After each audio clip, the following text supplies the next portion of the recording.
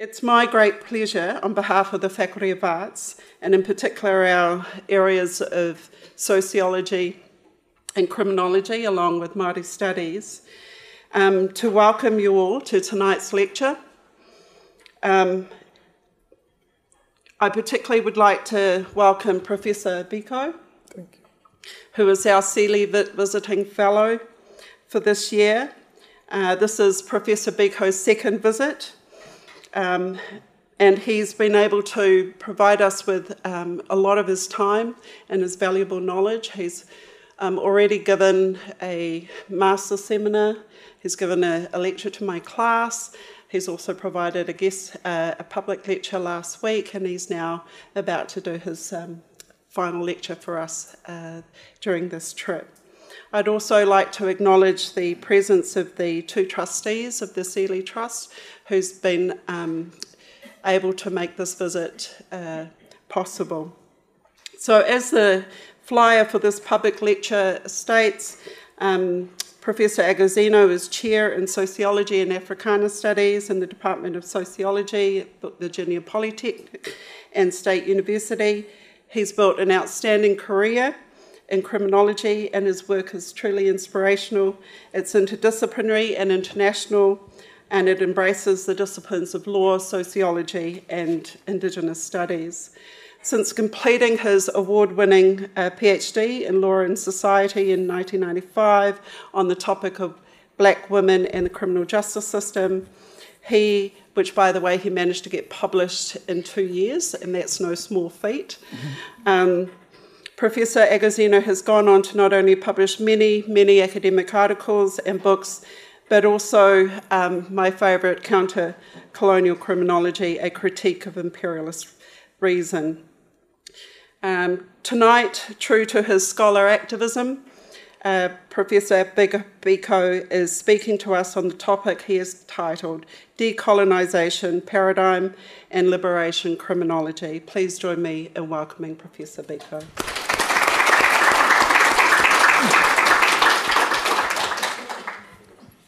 Thank you, Professor Salau, for that generous introduction. I want to start by greeting you all for coming in from the cold, especially the students, now that you are studying for your exams. I hope some of the things you learned tonight might help you in some of your exams. I want to start by expressing my support for Te Tiriti o Waitangi, which was made in 1840 by the Maori to demand equality with the colonizers. The Maori were not demanding to be the masters over the colonizers because they own the land. They actually deserve to demand more rights. But they said, no, we want to share with you equally. Isn't that beautiful? But as we can see from the report published on Sunday, after consultations across the country by our colleague Tracy McIntosh and others, the Crown has not adhered to its part of the Tiriti of Waitangi. And that's part of the problem that we see today. The Maori have almost completely lost control over their land. And with loss of land comes loss of liberty and increasing incarceration of Maori. This is not happening only here in New Zealand, in Aotearoa and New Zealand, but also in almost every settler colonial location around the world. So I'm happy to see that in this report, colonization is recognized repeatedly as part of the causes of the problem faced not only by the Maori, but by everyone who has had experiences with the criminal justice system here, that I would say across the world. What you do not find in the report is a call for increased decolonization. But I think it is logical that every time we recognize that colonization is an ongoing process, we should also recognize the need to deepen the struggle for decolonization as something that will benefit the entire world, because colonialism is a crime against humanity. According to Samora Machel, the former president of Mozambique, colonialism is extremely contrary to humanity. There is no colonialism that is democratic. There is no colonialism that is humane. If we have no colonialism, we will not have any explosion demanding decolonization. That is a basic problem. And so the struggle against colonialism, Samora Machel would say, is not an act of charity. It's not something we do for the colonized to help them out.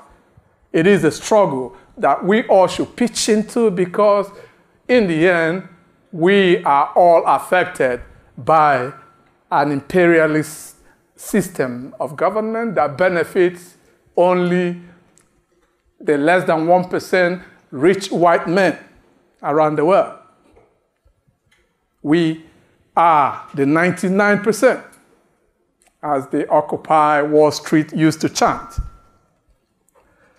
So I'll try to bring this into criminology, because a lot of criminologists have ignored the problems posed for the world by centuries of colonialism.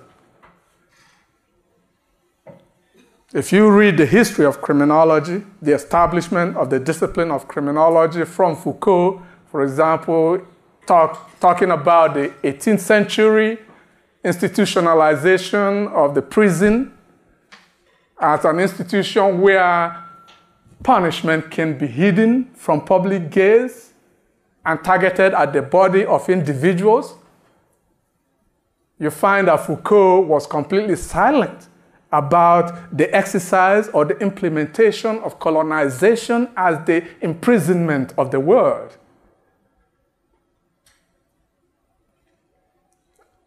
Foucault was challenged by Edward Said, the Palestinian theorist, to ask, why did you ignore actually existing systems of power while focusing your theoretical development on the microphysics of power, or what Foucault called the exercise of power over the bodies of individuals or over their minds? Foucault said, but I'm not trying to write the history of the whole world. I'm focusing on the history of modern Europe. Said said that that's not really a good alibi, because there is no way you can understand the history of modern Europe without understanding the history of colonialism and the power struggles by those who are determined to decolonize the world. On from Foucault to one of my supervisors at Edinburgh University, David Garland. You also find his account of the development of criminology in the UK, dated from 1959, with the establishment of the Cambridge Institute of Criminology, where I also got my MPhil. But by so doing, David completely ignored the significance of 1959 as the eve of the granting of independence to a lot of African countries in the 1960s in response to the struggles for decolonization. And David does not really mention, just like Foucault, any significance, any lessons that we can learn from the struggles against colonialism as a system of crime against humanity. So I take my work from there by demanding that we as criminologists should pay attention to colonialism as the general character of all criminality. In my view, colonialism or imperialism is the general character of all crimes, the things that rapists, pickpockets, drug dealers, and genocidists or colonizers have in common is the invasion of the spaces of others to steal their resources and deprive them of freedom and autonomy. You're welcome to disagree with me because maybe pickpockets are not as serious as genocidists. One reviewer of my book has pointed out, but I was not suggesting that they are of equal extent in the violence that they cause, but I'm making a general theoretical claim that hasn't been made in criminology, that imperialism is the general character of all criminality. That's something that they have in common. Now, having critiqued Foucault and critiqued my supervisor in Edinburgh, I do not want to leave the impression that all Europeans were completely silent and complicit in the project of colonialism and imperialism. Yes, there were very powerful voices from Europe opposed to imperialism and colonialism. And one good example would be Karl Marx. He wrote over and over pages, hundreds of references to why the capitalist greed for the control of other lands and inexhaustible desire for more resources for production would lead to more violence, more theft, more slavery. That is what he called the primitive accumulation of capital, or the initial accumulation of capital, something that classical economists could not explain. They thought that you saved money, and from the money you saved, you became a capitalist by investing your savings. Marx said that's not really how it works in most cases. He used the enslavement of Africans by Europeans for hundreds of years to illustrate what he is saying. He also used the genocide against indigenous peoples in North America and Australia, but also here, by implication, New Zealand, to illustrate what he is saying, that the most common route to becoming a powerful capitalist is not through your pocket savings, but through theft, through violence, through robbery, through slavery, through genocide, or, in short, by force.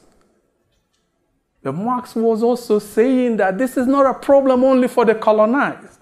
He was saying to the workers of the world to pay attention to the struggle against slavery by people of African descent who were enslaved and their allies, because he said the struggle for emancipation from slavery is the model for the struggle for emancipation from wage slavery. And as you know, Marx was run out of town for having such views. He was expelled from his birth country in Germany. He went to France. He was expelled from country to country until he ended up in England, the home of booming capitalism and slavery, slave trade. So he could not ignore it. But a lot of his contemporaries completely ignored it. And even the people who came after him said, oh, Marx was overemphasizing the economy as the most important institution in any society. How about religion? That religion can be more important than the economy.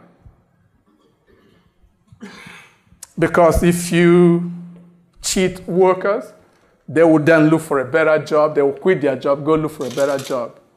But if you insult their religion, they might want to fight and die for their religion. So some sociologists believe that religion is actually more important than the economy.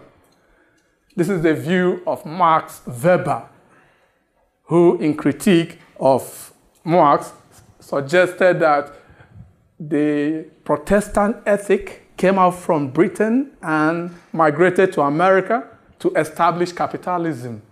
That was why capitalism developed first in England and in North America before it went to other parts of the world. According to him, that the Protestant faith encourages you to save money, to prove that God is with you in this world.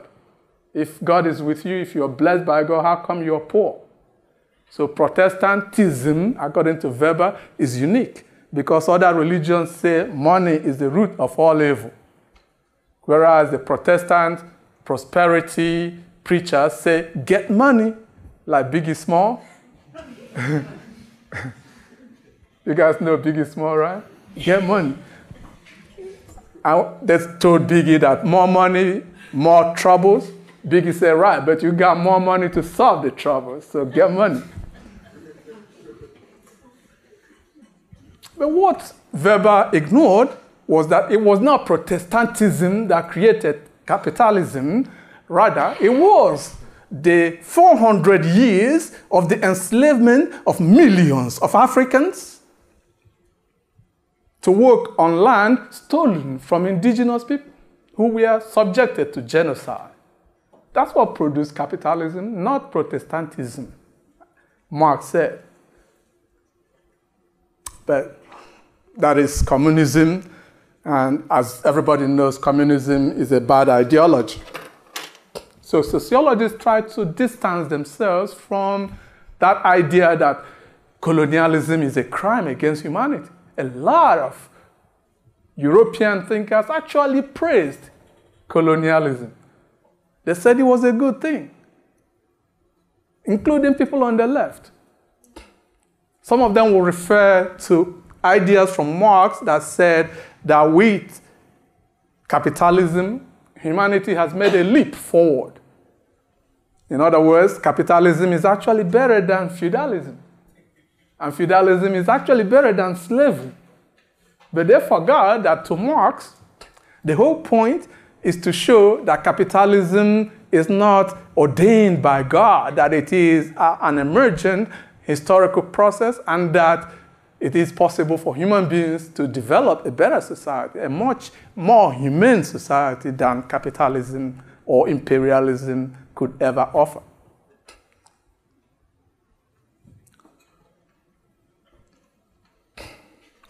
Another critical thinker that we may have to mention today is Rosa Luxemburg, who was murdered in Germany before World War I. Why?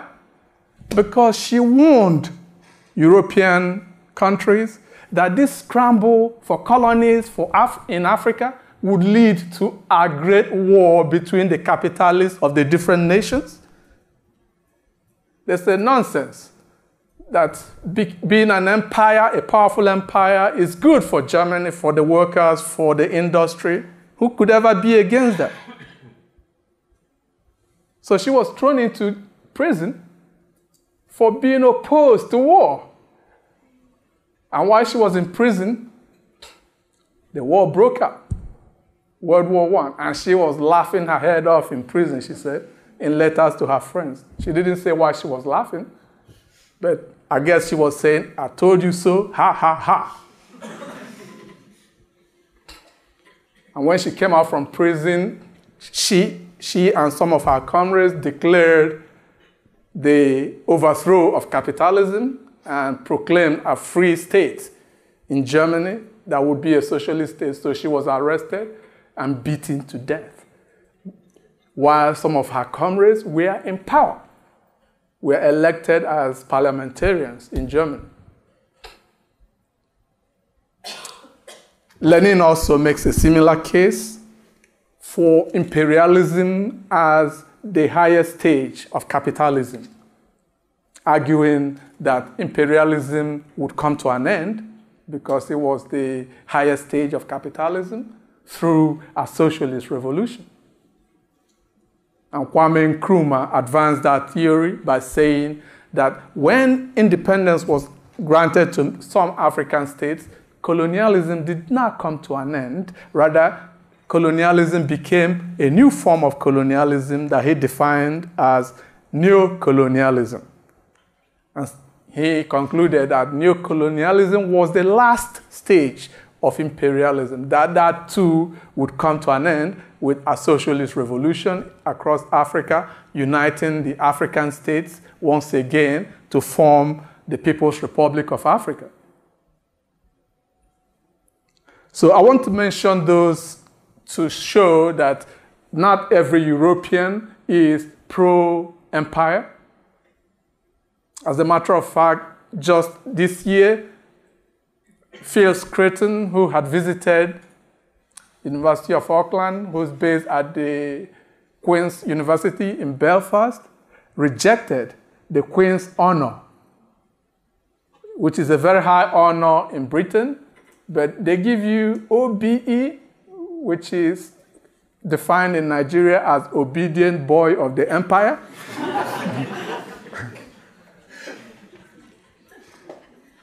And for that reason, Phil said he would not take it. Because somebody did not tell the Queen that the empire is over. That colonialism is not something to be celebrated with awards. I believe here in New Zealand, you guys also offer such awards in the name of empire. Are you kidding? You could find different names by asking the Maori, what should we call these national awards? You don't have to keep celebrating empire. Imperialism is actually theft. It's a crime against humanity.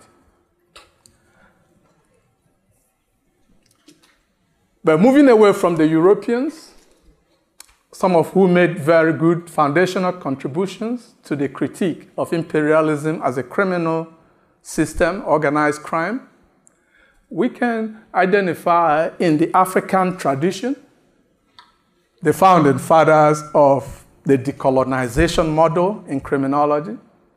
And here I would like to highlight the work of the great W.B. Du Bois, who got his PhD in sociology and history from Harvard University in 1896.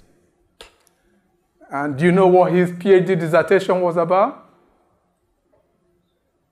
Du Bois wrote on the suppression of the African slave trade.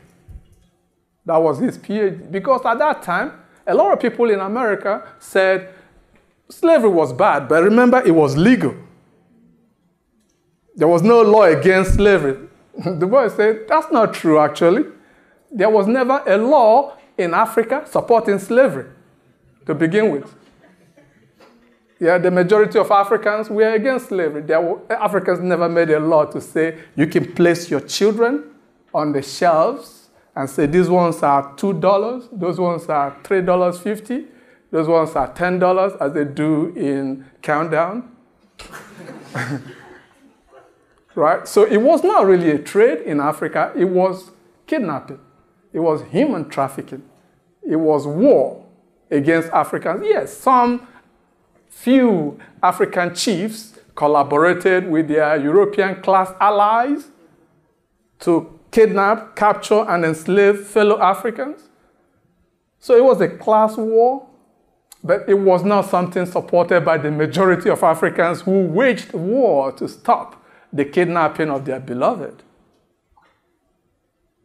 But also in the US itself, there were laws made right from the start to suppress the transportation of Africans for enslavement in America because they were afraid that if the number of enslaved people outnumbered the planters, the enslaved people could do a revolution and take over America.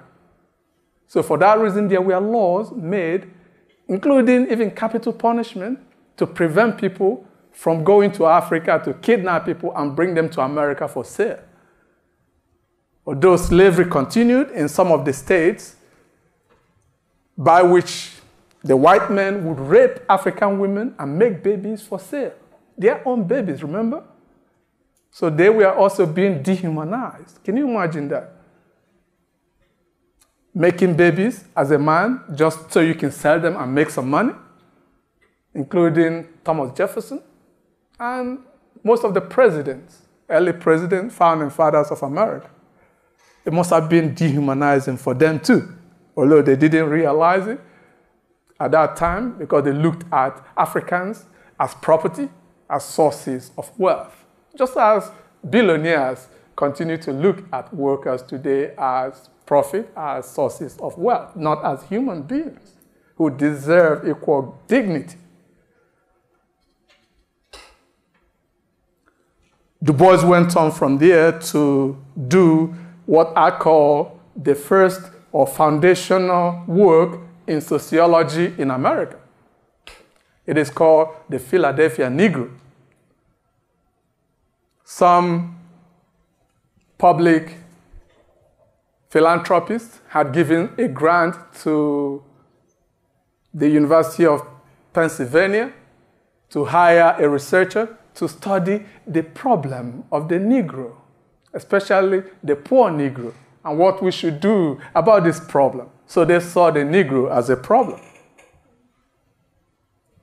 But Du Bois cleverly ignored that idea that the Negro is a problem and tried to find out exactly why the conditions of the former enslaved Africans were so desperate in cities like Philadelphia. Number one, there were laws across America making it a crime for African people to go to the park. African Americans couldn't go to the park. There was apartheid, segregation. The parks were only for whites. Lots of jobs were only for whites. Lots of schools, even the churches were segregated. And as a result, a lot of poor African Americans were being arrested and then leased out to farmers to work as convict laborers to earn revenue for their local government authority. Not because they are guilty, but because it was profitable to put poor African Americans through the convict labor system. At the same time, Du Bois was pointing out that there was a lot of criminality going on by political parties that forced African Americans to sell their votes to the political clubs, or they would be beaten or even shot. And the business classes were also engaged in a lot of organized crimes, but the police turned a blind eye to what we would call white-collar crime today. So to him, that is the reason why African Americans were overrepresented in the prisons in cities like Philadelphia, not because they were more criminal, but because they were more oppressed. Today, criminologists, even African-American criminologists read this wrongly. They say even Du Bois recognized that African-Americans committed more crime. He never said anything like that. White, to the contrary. And he concluded the Philadelphia Negro by saying to white America, this is a problem caused by white people. Racism is a problem that was instituted by white people. So it is a problem for white people to solve.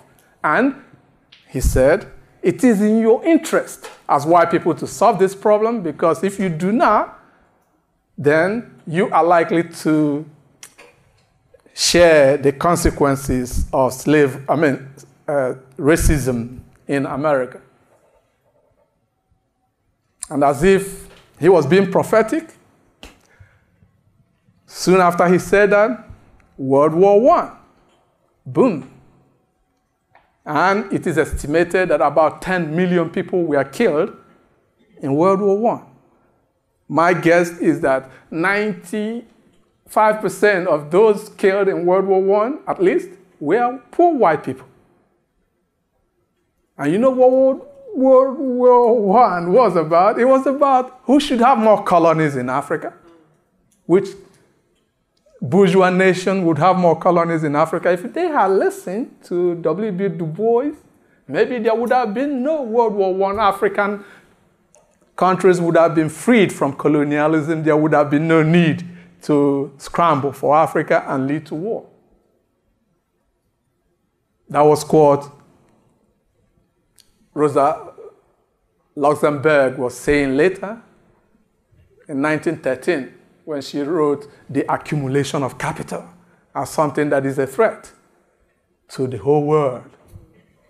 And for that, she was murdered.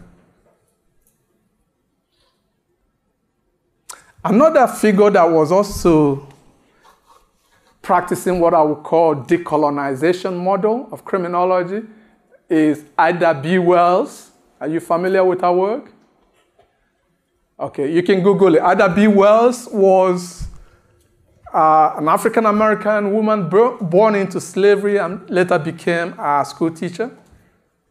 But she saw lots of reports in white newspapers reporting the lynching of African Americans. She said, well, look, this is not made up or fake news by African Americans. This is something being reported by the white press. Sometimes they actually advertised that there will be a lynching next week. Come with your family and take photographs. So she said, I'm going to establish a newspaper to report exactly what is going on here. I think her newspaper was called The Free Speech. And she started reporting it. As a scholar, as a sociologist, she wasn't trying to write opinion editorials. She said, this is what happened. 3,000 people were lynched across America. About 1,000 of those who were lynched were poor whites. The most common reason why African Americans were lynched was an allegation of rape against white women. But she called that a bare-faced lie. Because in the newspaper reports that she collected, rape was not the major reason given for the lynching of African Americans. Sometimes no reason was given.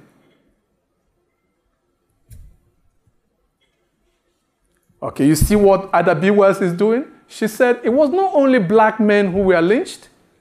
So if it was rape, then why would you lynch black women too? You see, she's already doing intersectionality. So it's not just race, it's not just gender, masculinity, but it's also poverty. Remember, she said that out of about 3,000 people lynched, 1,000 of them were poor whites. She was calling attention to the race, class, gender articulation theory that was later developed by Stewart Hall in the 1970s to show that the targeting of young black males for excessive policing in UK under Thatcherism, under authoritarian populism would affect poor whites adversely too, because they tend to live also in those poor ghettos where poor African immigrants and Caribbean immigrants lived. The majority of people living in those ghettos were poor whites. The majority of the people who suffered the authoritarian populism of Thatcherism and Reaganism were poor whites. What if poor whites knew that? Maybe they would rally and build alliances to oppose authoritarian populism, to oppose racism, to oppose sexism, to oppose imperialism, because it's a threat to all, not just to black people, not just to Asians, not just to Arabs, not just to the Maori, and not just to Aboriginal Australians. So that is where the idea for the decolonization paradigm emerged, and scholars who reviewed my book, Black Women and the Criminal Justice System, were the first to identify that. They said, this launches a new paradigm in criminology. They called it the decolonization paradigm. Because in that book, Black Women and the Criminal Justice System, I found that about 90% of the black women who were in prison in the UK were in prison for drugs offenses. Now, if it was white women who were being imprisoned at that rate in Africa, those drugs would not be a crime for 1 second. They would have legalized it already. Remember, the UK fought a war against China for the right to sell opium, the Opium Wars. So from then, I started campaigning for the legalization of all those drugs so that they could be regulated, like tobacco and alcohol, which kill millions of people around the world. But things like marijuana never killed anybody. And yet, the colonial state is using it as an excuse to lock up Maori youth in large numbers. Maori youth don't smoke cannabis more than white youth, but they tend to be arrested more for it and jailed for it. So I hope when the referendum comes, you will be mobilizing for a yes vote to legalize marijuana in Aotearoa, New Zealand. Not because you smoke it or you like it, but because you love freedom. You hate to see thousands of your own fellow citizens being locked up for something that is safer than tobacco.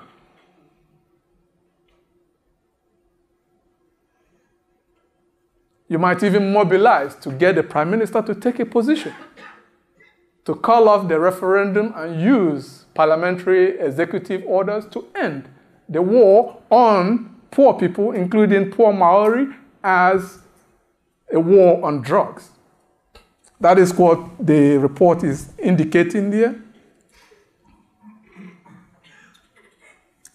Indirectly. I hope you will support it. There are other policy initiatives that will contribute to the decolonization of the criminal justice system that I have also advocated, including the institution of the prison, which should be abolished. Can you imagine the world without prisons? Well, we used to have the world without prisons until capitalism came and tried to build an industry based on the deprivation of liberty.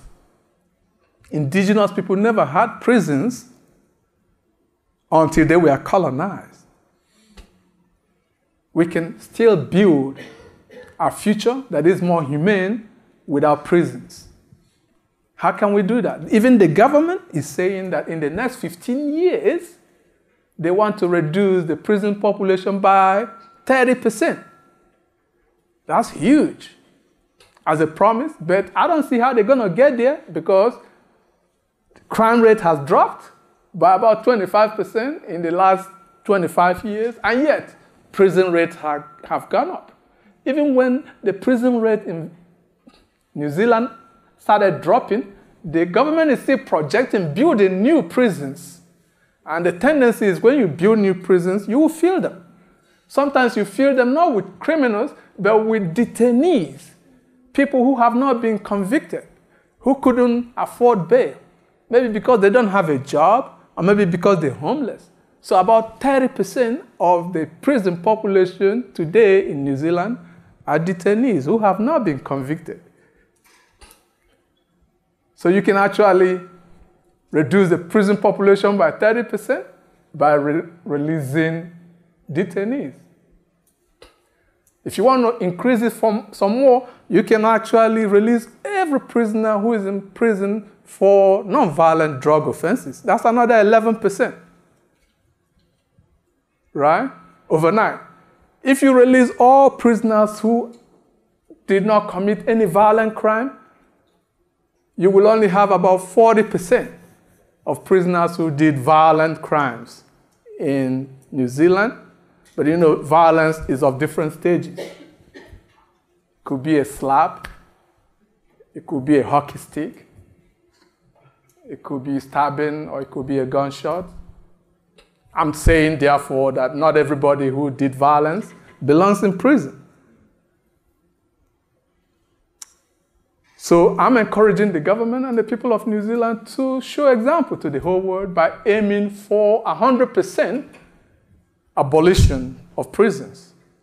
You can still detain an individual who is very dangerous, but that would not make up hyper-incarceration the way we have it today. And the reason why the governments are beginning to listen to us is because they're wasting money. And it's not sustainable to continue locking up so many of our people when we can correct them within our societies through reparative justice, through restorative justice, the way indigenous people have been doing for thousands of years. So let me pause there for questions, and then feel free to challenge me. In my conclusion, I want to share with you that on Sunday, I went with some of the students to Kaitiaki village, where indigenous people are occupying their land, which had been sold to private developers to build million-dollar homes that they could not afford. And true to the Treaty of Waitangi, the indigenous people are not saying we want to exclude everybody from enjoying this land. We want to develop it. We want to develop it as a communal garden. We want to plant more fruit trees. So if you're hungry, you can come, you can pluck some avocado or papaya or apple and feed yourself, not fill your basket so you can go sell it to Countdown, right? But that is really surprising to me in a way, because the indigenous people are not calling for those big banks that finance the stealing of their land to be punished, to be jailed. They never call for that. They're calling for sharing of their resources with everybody with equal rights. They're not calling for anybody to be jailed. But the difficulty for indigenous people, and this is a difficulty that the government cannot solve for us, that we, as the report says over and over again, will have to address as a community, as democratic human beings in interaction with one another. Why is sexual offense so high in New Zealand and across the world? Why is that so? Why is it that we're bringing up our young men to feel that they have the right to abuse women and young boys for sexual pleasure? That is imperialism at the interpersonal level. They are invading the spaces of others to colonize them. So we need to bring these principles into our interpersonal relationships by decolonizing our interpersonal relationships and deepening democracies, so that we would know that no means no in an interpersonal relationship. The government can't do that for us. The government will not be in your bedrooms, in your families, on your date with your girlfriend. It is up to you to take that responsibility. You know, in the churches, religious ministers whom we trust turn out to be the ones abusing children in their thousands because of this power to colonize and enjoy the pleasure of colonizing others in interpersonal relationships. Also, violence is rife in our families, not just Maori, but also Pakeha families, not just poor families, but also rich families. The government can't come and solve it, right? We have some agency as human beings to realize that we can actually decolonize our family spaces, our work spaces, our communities, and shun violence, and rely on democratic dialogue to solve many of our problems. I don't know the answer. Maybe you do. If you do, feel free to share with your community. The one hypothesis that I have, which W.B. Du Bois also hinted at in his study of the Philadelphia Negro is that the people are not eating right. As a matter of fact, a lot of people are skipping breakfast.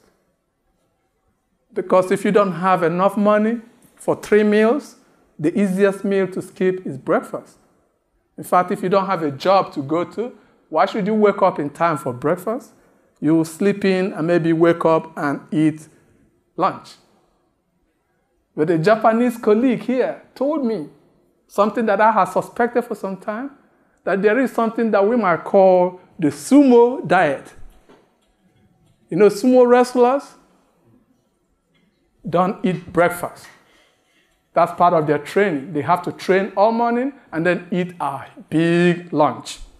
That's how they gain all those weight and become so aggressive.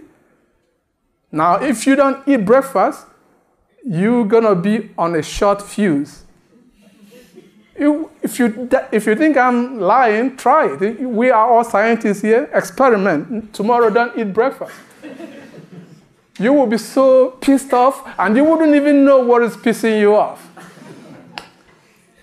So let us experiment by ensuring that we adhere to the diet that our mothers try to force us to adopt. That is, never leave the home without breakfast. And it is not breakfast if you're eating it after 10 a.m. Right? If we do so, maybe we'll be reducing the rate of violence within our communities, within our workplaces, within our neighborhoods, and in our interpersonal relationships. I'm saying there is something we can do as individuals. If you know that drinking makes you to become violent, quit drinking and smoke ganja. Yeah, because there is evidence that that is more likely to calm you down than to make you more hyper. The government should back off and legalize the drug. Thank you.